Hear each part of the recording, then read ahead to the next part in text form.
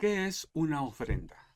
Una ofrenda es algo que se ofrece a una divinidad o aún a los muertos, a una causa noble, generalmente en un contexto religioso o ritual o de respeto. Por eso llamamos ofrenda a las flores que se llevan a los monumentos de los héroes de la patria, o a las tumbas o a los altares que se construyen a los difuntos, a lo que se ofrece a personas que apreciamos, como ofrendas de amor. Cuando se ofrece a Dios es un acto de adoración. Vamos a ver tres casos en los que la Biblia hace referencia a actos de ofrenda y a adoración a Dios. Y bueno, esto es muy importante a mí me parece dentro de lo que es el mensaje cristiano, las iglesias, porque bueno, los recursos materiales, económicos hacen posible que se hagan muchas cosas. Eh, Vamos a ver los tres casos. El caso de Caín y Abel es el primero. La Biblia nos dice a qué se dedicaban y nos narra el primer acto de adoración que se menciona en la Biblia. Génesis 4:3 dice, y aconteció andando el tiempo que Caín trajo del fruto de la tierra una ofrenda a Jehová. Y Abel trajo también de los primogénitos de sus ovejas, de lo más gordo de ellas. Y miró con agrado Dios la ofrenda de Abel, pero no miró con agrado a Caín y a su ofrenda. Eh, y se ensañó Caín en gran manera y decayó su semblante. La palabra ofrenda, refiriéndose a lo que ofreció Caín y Abel, es la palabra mitja en hebreo, que quiere decir otorgar o donar. Cuando habla de que el rostro de Caín se ensañó, traduce la palabra jara hebrea, que quiere decir airarse, encolerizarse, arder de ira. El rostro de Caín se puso, pero tremendamente iracundo fue él y lo manifestó claramente. Dios le señaló y le dijo, el pecado está a la puerta. Es interesante ver que el primer pecado del hombre contra el hombre haya sido en relación a la diferencia del espíritu con que se hacía este acto de adoración a Dios.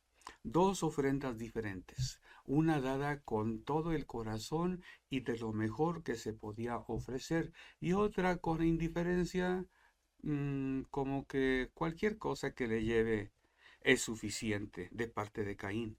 La aceptación de la ofrenda de Abel y a la persona de Abel encolerizó a Caín. Se ensañó y decayó su semblante. Luego engañó a su hermano, le dijo, vamos a salir al campo, y allá lo mató, lo agredió. Creyó engañar a Dios, porque Dios le pregunta por él y se hace como que ni sé dónde está, ni soy responsable, no me preguntes a mí. Fue grosero con Dios. Una serie de pecados de la persona de Caín. ¿Cuál fue el primer pecado? Yo supongo que la mezquinidad, el retener algo que debiera ofrecer a Dios. Vamos a ver ahora el tercer caso, el caso de Noé. En Génesis capítulo 8 es el segundo caso. Mencioné el de Caín y Abel, ahora Noé. En Génesis capítulo 8 nos habla de un holocausto que presentó Noé a Dios cuando salieron del arca, después del diluvio. Génesis 8:20 dice así. Y edificó Noé un altar a Jehová, y tomó de todo animal limpio y de toda ave limpia, y ofreció holocausto en el altar. Y percibió Jehová olor grato. Ofreció holocausto. La palabra ofreció traduce la palabra hebrea halá, que quiere decir sacrificar, sacrificio. Y la palabra holocausto, la palabra hola, es muy parecida, en realidad es de la misma raíz. Pudiera traducirse, eh, ofreció ofrenda, sacrificó sacrificio. Se dice ofreció holocausto, pues para que no sea redundante, para que no sea como un pleonasmo, pero en realidad son dos palabras. ¿Qué ofreció Noé? Algo que podía ofrecer. La idea es eso, dio lo que tenía. Bueno, veamos ahora el tercer caso, el de Abraham. Génesis 14:20 nos habla de la ofrenda de Abraham, diezmo que dio a Melquisedec, y le dio a Abraham los diezmos de todo. Diezmos es la palabra maaser hebrea, que es décima. Ofreció diezmos a Melquisedec. Bueno, a pesar de estos tipos de ofrendas, a pesar de que Abraham, siendo el patriarca de Israel, ofreciera diezmos, a mí me parece que Dios quiso que el que comienza una nación diezme. ¿Para qué? Para que su nación diezme. Los cristianos del día de hoy nos decimos que somos descendientes espirituales de Abraham, verdaderos hijos de Abraham. Lo cierto es que los no verdaderos siguen el ejemplo de Abraham y los verdaderos dicen, no, eso no me corresponde a mí. Bueno, hay personas que se preguntan, ¿para qué se dieron estas ofrendas? O dicen el día de hoy, ¿para qué voy a dar un diezmo? ¿Para qué voy a ofrendar? ¿O qué se va a hacer con ello? Son cosas que surgen de la mente humana que a veces se anteponen al espíritu de adoración a Dios. La pregunta que cabe es, ¿por qué hacer esto? ¿Por qué ofrendar a Dios? Porque Dios no lo necesita, aunque sí nos lo pide. Nosotros somos los que necesitamos. Vamos a tratar de explicar más adelante por qué nosotros lo necesitamos. Mientras tanto, vamos a decirnos que ¿por qué? Respondería a la pregunta porque Dios es digno. Hay un paralelismo. Es una forma de honrar a Dios. Y la Biblia dice, honra a Jehová con tus bienes y con las primicias de todos tus frutos y serán llenos tus graneros con abundancia. Y probadme ahora en esto. Con frecuencia los cristianos comentamos que es la única vez en que Dios dice, pruébame. Cuando dice que honremos a Dios con cosas materiales. Yo encuentro un paralelismo. El cuarto mandamiento dice, honra a tu padre y a tu madre. Y los cristianos enfatizamos que es el primer mandamiento con promesa. Honrar a los padres es un mandamiento con promesa. Honrar a Dios es un mandamiento en que Dios nos dice, si quieres prueba, a ver, para que veas que sí te va a resultar. Yo encuentro ese paralelismo. ¿Y, y por qué Dios lo hace? Como que es algo que nos cuesta trabajo entender y más aún hacer. Desprendernos de algo. Abel se desprendió de lo mejor. Abel dio algo de lo mucho que tenía. En el Nuevo Testamento encontramos otros paralelismos. Una viuda dio todo lo que tenía y Dios alabó esa ofrenda, unas 2 monedas pequeñas. Alguien dio mucho ahí, pero se ufanaba de que lo dio. Eso no sirve delante de Dios. Por cierto que te damos la bienvenida a Extensión Ministerios Filadelfia. Nuestro propósito es llegar hasta donde Dios nos lleve. Llegamos a tu televisión, a tu celular, queremos llegar a tu corazón, que la palabra de Dios llegue a tu corazón, más bien dicho. Bueno, el sacrificio es dar al Señor todo lo que Él quiere. El ofrendar, el diezmar son sacrificios. Dios requiere. Y nosotros expresamos gratitud y reconocimiento de que Él es Dios cuando lo hacemos. Quien ofrece la ofrenda a Dios no piensa que si la da a Dios, Él se va a quedar con menos o con poco. Lo que piensa es que Dios merece honra. Y honra es darle lo material a quien lo merece. La Biblia nos dice que paguemos a todo lo que debemos. Entre otras cosas dice, al que tributo, tributo y al que honra, honra. Bueno, el que ofrenda a Dios también está seguro que Dios como creador le dio lo que tiene y asimismo le dará todo lo que necesite cuando sea necesario.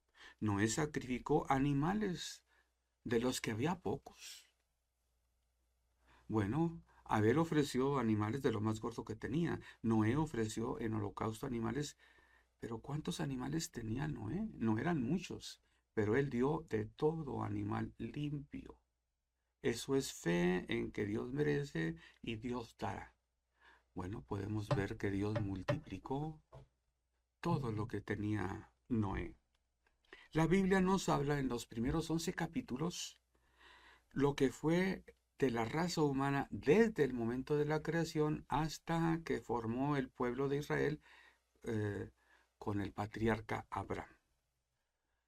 2000 años de historia resumidos en 11 capítulos. En mi Biblia esto está escrito en 14 páginas. Después de Abraham hasta lo que es la venida de Cristo y podemos decir hasta el Apocalipsis, hablamos de otros 2000 años. Pero esos 2000 años ya no están escritos en 14 páginas, sino en 1754 páginas en mi Biblia.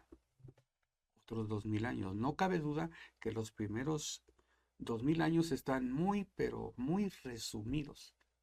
Lo que quiere decir es que el escritor sagrado escogió aquellos pasajes que nos marcan la pauta, que son principio. El nombre del primer libro de la Biblia es Génesis. La palabra hebrea para principio es Reshit. Reshit es principio y es el nombre que adopta el primer libro, Génesis. Génesis es el principio de las cosas, el principio no solo de la creación y de las cosas que vemos. Habitualmente pensamos en Génesis el principio. También es el principio, pero de todas las cosas, no nada más de la vida aquí. Las ofrendas, por eso, están incluidas en estos 11 capítulos de la Biblia. En Génesis capítulo 4 nos habla de la primera ofrenda que se dio a Dios. Ofrendar no es simplemente sacar dinero para poner en el alfolí y llevar al altar. No es sacar billete o monedas o lo que sea, o cheque. Ofrendar es algo más que eso. Ofrendar es llevar, preparar de antemano algo para llevar a Dios. En la Biblia, las ofrendas que se presentan generalmente son así, algo que se ha preparado para llevar. Y hay algo que debe caracterizar a las ofrendas, según Jehová nos ha bendecido. Vamos a ver algunos tipos de ofrendas.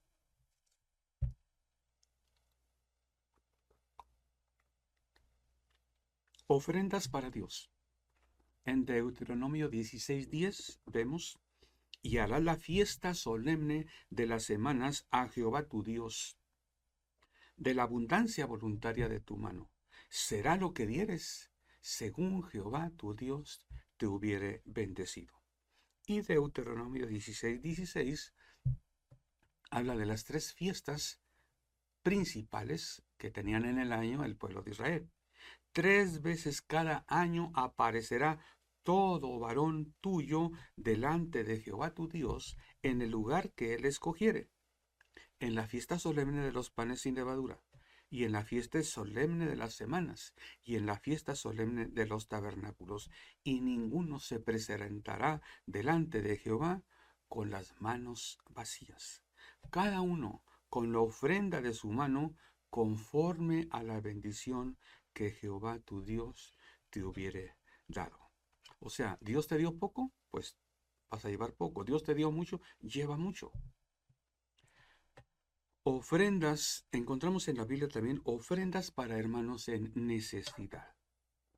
A veces se les llama en algunas iglesias siembra, porque la Biblia dice el que siembra escasamente cosechará escasamente, y el que siembra abundantemente también abundantemente cosechará. La ofrenda que Pablo menciona a los Corintios. Bueno, en la primera carta, en el capítulo 16, párrafo 2, Pablo instruye cómo se haga para preparar esta ofrenda. Comentaba hace un momento que las ofrendas en la Biblia generalmente se preparan, no es algo que se da así nada más de repente. Claro que se puede dar espontáneamente algo que no habías pensado o preparado, pero generalmente se va a Dios porque no se va con las manos vacías, porque se va en gratitud, se prepara lo que se va a dar a Dios. Dice 1 Corintios 16:2, cada primer día de la semana, cada uno de vosotros ponga aparte algo, según haya prosperado, guardándolo, para que cuando yo llegue no se recojan entonces ofrendas. eh, Pablo había instruido a la iglesia de Corinto y a otras iglesias para que prepararan ofrenda para enviar a la iglesia de Judea, en Jerusalén, que en ese entonces pasaba por escasez. Y les dice, yo no quiero que vaya a ir yo y a la mera hora todo el mundo corriendo, confuso, a ver qué doy, cuánto doy. No, sino que desde que les escribe la carta les dice, cada primer día de la semana, o sea, cuando se reunían ellos, el primer día de la semana, el domingo, cada quien lleve algo y ponga ahí. Según Jehová te haya prosperado, lleva cada algo. De esta manera, cuando yo vaya por ahí, con los hermanos que me acompañan para llevar esta ofrenda a Judea, pues que sea ya algo preparado, que no sea recoger en ese momento y preparar en ese momento. Bueno, vamos a ver algunas ofrendas que implican un sacrificio. Generalmente la palabra ofrenda y sacrificio van juntas. Holocausto. Es una ofrenda que se ofrece a Dios en especie y se quema toda, se consume toda. De los pies a la cabeza del animalito se quema, un holocausto. Expiación. No hablemos del Yom Kippur, eso es una expiación por todo el pueblo una vez al año. La expiación son ofrendas que la gente presentaba cuando sabía que había pecado, buscaba el perdón de Dios y llevaba una ofrenda por expiación. Era un sacrificio, era un animalito que se quemaba parte, las grosuras, las entrañas, y parte era para el sumo sacerdote y su familia, que por cierto tenía que comerse ahí mismo, en el templo, en lugar santo. No podía comer cualquier persona, solo el sumo sacerdote, no los sacerdotes, no los levitas, el sumo sacerdote y su familia solamente. Estas partes, como algunas otras también, como ofrendas de paz. Las ofrendas de paz se presentaban después de la expiación. No podía alguien presentar ofrenda de paz y no de expiación, porque la ofrenda de paz es no para pedir paz, sino para agradecer la paz. Bienaventurado el hombre cuyo pecado ha sido perdonado. Se presentaba ofrenda de expiación y con frecuencia también una ofrenda de paz para gozarse por el amor y el perdón de Dios. Bueno, hay ofrendas que Dios destinó para el sostenimiento de sus servidores, pero son ofrendas que se ofrecen a Dios y que Dios estipula que sean para sus siervos, como en este caso de las ofrendas. Vamos a ver algún pasaje adelantito. Algunas ofrendas son de alimentos, en este pasaje lo vamos a ver. Dios las destinaba para el sumo sacerdote y su familia. Eran parte de los animales que se ofrecían como expiación, ofrendas de paz, ofrendas mecidas, primicias y algunas otras. Números 18:8. Vamos a ver aquí dos cosas en este pasaje. Dijo más Jehová a Aarón: He aquí yo te he dado también el cuidado de mis ofrendas, todas las cosas consagradas de los hijos de Israel, te he dado por razón de la unción, y a tus hijos por estatuto perpetuo. Esto será tuyo de la ofrenda de las cosas santas, reservadas del fuego. Toda ofrenda de ellos, todo presente suyo y toda expiación por el pecado de ellos y que me han de presentar será cosa muy santa para ti y para tus hijos. En el santuario la comerás, todo varón comerá de ella, cosa santa será para ti. Esto también será tuyo, la ofrenda elevada de sus dones y todas las ofrendas mecidas de los hijos de Israel. He dado a ti y a tus hijos y a tus hijas contigo, por estatuto perpetuo. Todo limpio en tu casa comerá de ellas, de aceite, de mosto y de trigo, todo lo más escogido, las primicias de ellos que presentarán a Jehová para ti las he dado, las primicias de todas las cosas de la tierra de ellos, las cuales traerán a Jehová, serán tuyas, todo limpio en tu casa comerá de ellos. Las cosas sagradas de alimento que presentaba el pueblo de Israel en sus ofrendas, animales, sacrificios, parte de la expiación, holocaustos, primicias, etcétera, las podía comer en lugar santo y solamente el sumo sacerdote y sus hijos. pero tenían que santificarse. No era algo que se pudiera comer descuidadamente. Les pertenecía a Dios, se lo había dado, pero había que santificarse. Están representando lo que es de Dios. El pueblo da a Dios honra. Y el culto se sostiene gracias al sacerdote, sumo sacerdote. Dios da a sus siervos de estas ofrendas que recibe, pero debe ser en una atmósfera de santidad, en espíritu y en verdad, en santidad. Y incluso no todos podían comer, no los sacerdotes, nada más sumo sacerdote y sus familias. Bueno, otro tipo de ofrenda era los diezmos de todo el pueblo que Dios destinaba para el sostenimiento de los levitas. Números 18:25.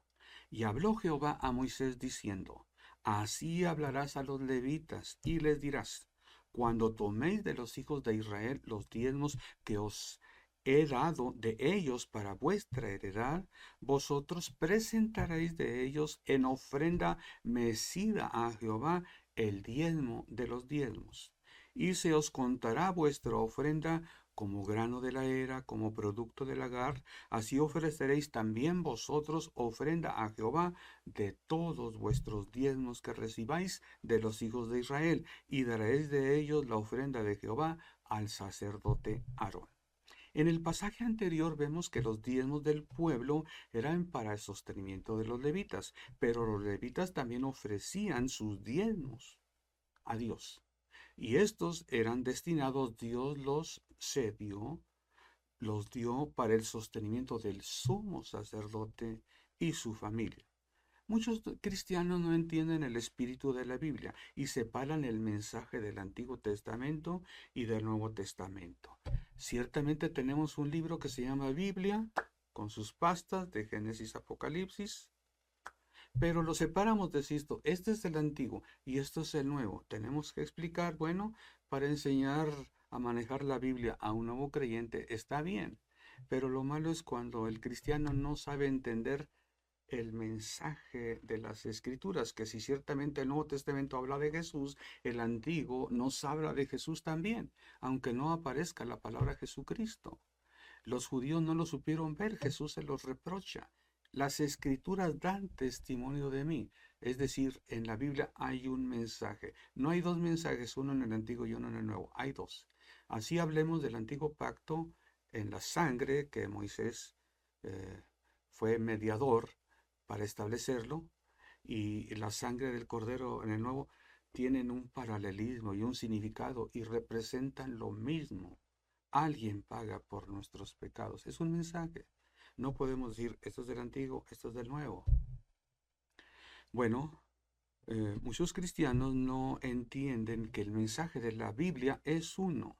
No valoran el Génesis como principio de las cosas, como principios también de lo que Dios quiere para nosotros. Si bien es cierto que hay una división natural, también hay un hilo que los une de Génesis a Apocalipsis. Génesis es el principio, Apocalipsis es el escatón. Hay un mensaje en la Biblia, Isaías 46:10, y en realidad todo el Deutero Isaías, o sea, desde el capítulo 40 hasta el final, lo repite Isaías una y otra y otra y otra vez lo que dice aquí en el versículo 10. Que anuncio lo porvenir, habla Dios, yo anuncio el porvenir, desde el principio lo hago, y desde la antigüedad, lo que aún no era hecho, que digo, mi consejo permanecerá, y haré todo lo que quiero. Más adelante nos pregunta quién proclamará, quién declarará este mensaje que yo he dicho desde el principio. Díganle las cosas como son y díganle las cosas que han de ser. Te invito a que leas todo el Deutero Isaías del 40 al terminar. Y de hecho Jeremías todavía recalca la idea, un mensaje, un hilo. Los mandamientos de Dios se enmarcan en el Antiguo Testamento en un contexto social, civil, religioso, espiritual. Y las autoridades civiles y religiosas estaban coordinadas bajo la autoridad de la palabra de Dios. El Evangelio de Jesucristo y las enseñanzas a la iglesia, las enseñanzas apostólicas, en su comienzo y crecimiento, es decir, el contenido del Nuevo Testamento, están dirigidos a grupos muy diversos, con culturas muy diferentes y religiones enmarcadas, en una variedad de autoridades civiles y religiosas. Son muy diferentes los contextos del Antiguo y del Nuevo. Los cristianos tenemos que saber unir lo que se incluiría en el oísteis que fue dicho, lo que era antes, con lo que, pero yo os digo, es decir, la enseñanza veterotestamentaria y la neotestamentaria. Debemos entender el principio, el Génesis, y lo último, el Apocalipsis, el vino nuevo que nos trae Jesús en su mensaje. Esto solamente se puede lograr si tomamos en cuenta que la letra mata, pero el espíritu vivifica. Si nos detenemos en esto, solamente lo que dice el antiguo, el nuevo, y mira aquí, mira allá, tenemos riesgo de equivocarnos muy, muy grandemente. El espíritu es algo más. Eh, Jesucristo con frecuencia les habla del espíritu de la ley, el espíritu del mandamiento, de la circuncisión, etcétera, etcétera. El cristiano se equivoca cuando quiere que todo esté escrito como las tablas de la ley. No hurtarás, no matarás, no dirás falso testimonio. Pablo no enseñó, no hagas esto, no hagas lo otro, no hagas. Las enseñanzas del Nuevo Testamento están presentadas de manera diferente. Jesucristo dijo, nadie pone remiendo nuevo en paño viejo. Él trae enseñanza nueva, vino nuevo. Podemos ser religiosos como esos que se oponían a las enseñanzas de Jesús. Los fariseos y escribas del Nuevo Testamento que querían buscar y honrar a Dios a la manera judía guardando la tradición. El día de hoy hay muchos cristianos que ignoran y no buscan la guía del Espíritu Santo y siguen su propia lógica y conceptos. El vino viejo embriaga de religiosidad. El vino nuevo trae la alegría y el gozo de quien ha conocido a Dios como mi creador, mi sustentador, mi Dios y Padre que merece toda mi adoración. Y Él solamente merece esa suprema adoración. Dios todavía espera nuestras ofrendas y diezmos. ¿Para qué? Esta pregunta no se hace. ¿Por qué es así? Porque Él es Dios. Deuteronomio 14:22 dice, indefectiblemente diezmarás todo el producto del grano que rindiere tu campo cada año, y comerás delante de Jehová tu Dios en el lugar que Él escogiere para poner ahí su nombre. El diezmo de tu grano, de tu vino y de tu aceite, y las primicias de tus manadas y tus ganados, para que aprendas a temer a Jehová tu Dios todos los días.